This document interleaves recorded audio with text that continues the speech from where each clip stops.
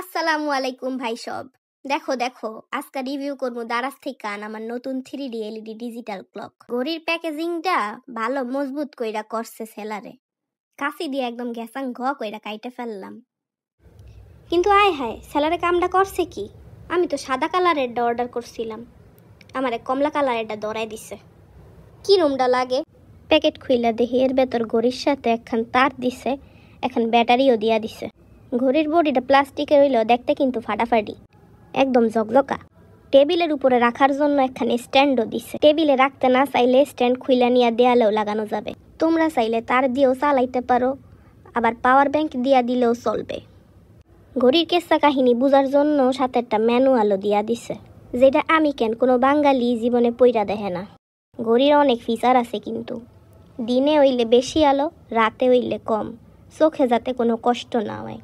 এই ঘড়িতে চাইলে অ্যালার্মও দিয়ে রাখা যাবে, একই সাথে ডেট আর টেম্পারেচারও দেখা যাবে।